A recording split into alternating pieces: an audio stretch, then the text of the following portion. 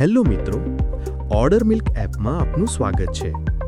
ચાલો આજે આપણે એ શીખી લઈએ કે ઓર્ડર મિલ્ક એપ્લિકેશન કઈ રીતે યુઝ કરશો. સૌપ્રથમ ગ્રાહકોને કેવી રીતે ઉમેરવા. સૌથી પહેલાં આપણે આપણા બધા કસ્ટમરોને એપમાં ઉમેરવાના છે, જે ખૂબ જ સરળ રીતે અને જલ્દીથી થશે. જો તમે રોજે રોજ ઘરે જઈને દૂધ આપી રહ્યા છો તો તમારા રૂટ પ્રમાણે ગ્રાહકોને ઉમેરો. મતલબ કે જેમને પહેલાં દૂધ દેવા જતા હોય એને પહેલાં ઉમેરો. આ રીતે ક્રમમાં બધા ગ્રાહકોને ઉમેરો. અને જો તમારી ડેરી છે અને બધા ગ્રાહકો તમારા ત્યાં દૂધ લેવા આવે છે તો કોઈ પણ ક્રમમાં ગ્રાહકો ઉમેરો. ગ્રાહકો ઉમેરવા માટે કસ્ટમર સેક્શનમાં જઈએ, ત્યારબાદ એડ કસ્ટમરના બટન પર ક્લિક કરીએ. હવે ગ્રાહકના મોબાઈલ નંબર નાખીએ. જો કોન્ટેક્ટ લિસ્ટમાં સેવ હશે તો ત્યાંથી સીધા ઉમેરી શકશો. પછી નામ, અટક, એડ્રેસ નાખો. ત્યારબાદ જો ગયા મહિના ગ્રાહકના હિસાબમાં કંઈ લેણદેણ બાકી હોય તો એ પણ ઉમેરો. જેમ કે ગ્રાહકના કંઈ એડવાન્સ રૂપિયા હોય તો એ રકમ પ્લસમાં નાખો અને કંઈ ઉધાર છે તો માઇનસમાં રકમ ઉમેરો. ત્યારબાદ એ ગ્રાહકના દૂધના રેટ ઉમેરી ક્રિએટ કસ્ટમર પર ક્લિક કરો. બસ આમ તમારા બધા ગ્રાહકો એક એક કરીને ઉમેરો. હવે દૂધનો ઓર્ડર કેવી રીતે ઉમેરવો. તમારા બધા ગ્રાહકો ઉમેરાયા પછી હવે રોજે રોજ દૂધનો ઓર્ડર કઈ રીતે ઉમેરી શકાય એ જોઈએ. ઓર્ડર ઉમેરવા માટે બે રીત છે. જો તમે હોમ ડિલિવરી કરો છો તો રૂટ ઓપ્શન યોગ્ય છે, અને જો ગ્રાહક તમારા ત્યાં આવીને દૂધ લે છે તો સ્કેનર ઓપ્શન યોગ્ય છે. ચિંતા ના કરો, બંને ઓપ્શન ખૂબ જ સરળ છે.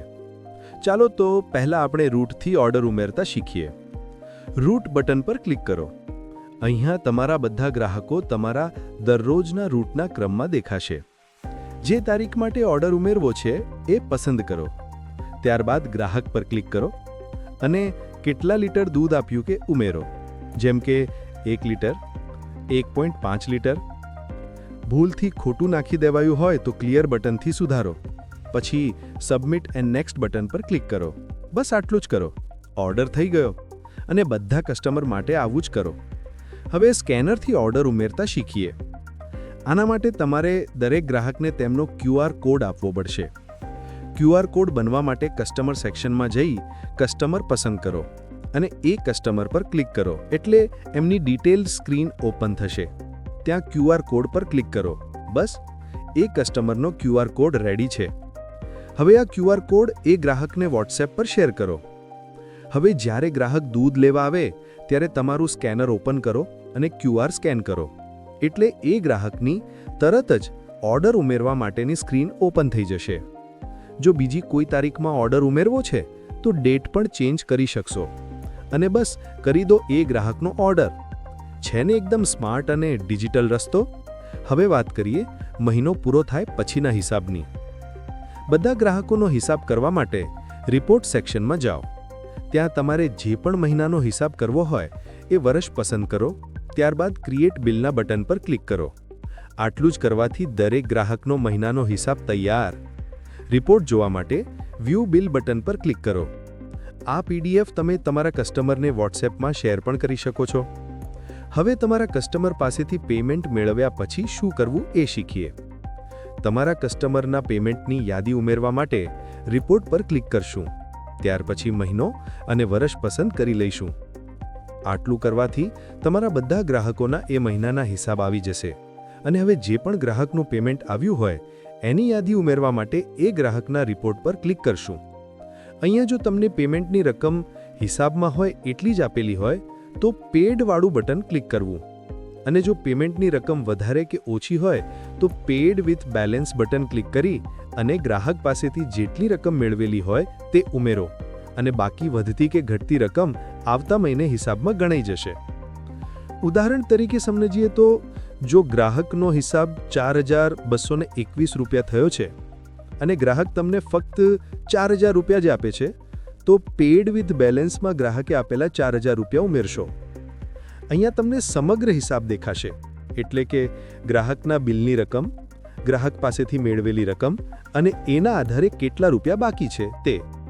જો બાકી રકમ માઇનસમાં હોય તો તે લાલ રંગમાં દેખાશે અને એ રકમ ગ્રાહકના બેલેન્સમાં માઇનસ રકમ દાખલ થશે, જે આવતા મહિને હિસાબમાં ઉમેરાઈ જશે.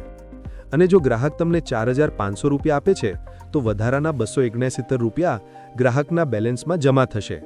આ વધારાની રકમ લીલા રંગમાં દેખાશે. હવે આપણે સમજીએ ઘણા ઉપયોગી ઓપ્શન્સ. જો તમારા કસ્ટમરની કોઈપણ માહિતી જાણવા માટે એ કસ્ટમર સિલેક્ટ કરો અને એમના પર ક્લિક કરો. અહીંયા ગ્રાહકની તમામ માહિતી મળી રહેશે. જેમ કે જો ફક્ત એ જ ગ્રાહક માટે ઓર્ડર કરવો છે તો ઓર્ડર મિલ્ક પર ક્લિક કરી ઓર્ડર ઉમેરો. ગ્રાહકના ઓર્ડરને લગતી તમામ માહિતી માટે વ્યૂ ઓર્ડર બટન પર ક્લિક કરો અને અહીંયા જાણો એ ગ્રાહકની તમામ માહિતી. ગ્રાહકના રિપોર્ટની માહિતી મેળવવા માટે રિપોર્ટ બટન પર ક્લિક કરો અને અહીંયા એ ગ્રાહકની દર મહિનાના રિપોર્ટની માહિતી મેળવો. અને જો તમારે ફક્ત આ જ ગ્રાહકનો રિપોર્ટ બનાવવો છે તો એ પણ થઈ જશે.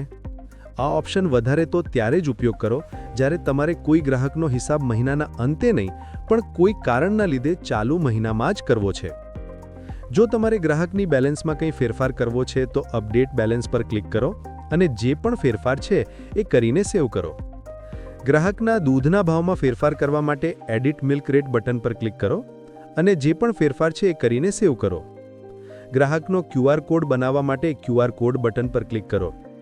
ગ્રાહકની માહિતીમાં કંઈ ફેરફાર કરવા માટે એડિટ પ્રોફાઇલ પર ક્લિક કરો અને એ ગ્રાહકની કોઈપણ માહિતી ફેરફાર કરીને માહિતીને સેવ કરો. હવે આપણે ઓર્ડરને લગતી માહિતી વિશે જાણીએ. એના માટે ઓર્ડર ઓપ્શન પર ક્લિક કરો. અહીંયા તમારે જે પણ તારીખના ઓર્ડરની માહિતી જોઈતી હોય એ તારીખ પસંદ કરો અને મેળવો એ દિવસના તમામ ગ્રાહકના ઓર્ડર. જો તમારાથી કોઈ ઓર્ડરમાં કંઈ ભૂલ હોય તો એ ઓર્ડર પર ક્લિક કરી એડિટ લીટર બટન પર ક્લિક કરી લીટર સુધારીને એ ઓર્ડરને સેવ કરો. અને જો ઓર્ડર કાઢી નાખવો છે તો રિમૂવ ઓર્ડર પર ક્લિક કરો. બીજી અન્ય સહાય અને કંઈ મુશ્કેલી અનુભવી રહ્યા હોય તો સેટિંગ સેક્શનમાં મેસેજ અસ પર ક્લિક કરી વોટ્સએપ પર અમારી ટીમને સંપર્ક કરો. ટૂંક સમયમાં જ સહાય મળશે. હવે રાહ શેની જુઓ છો? ઓર્ડર મિલ્ક એપનો ઉપયોગ કરો અને તમારું દૂધ વ્યવસાય બનાવો ડિજિટલ અને સરળ.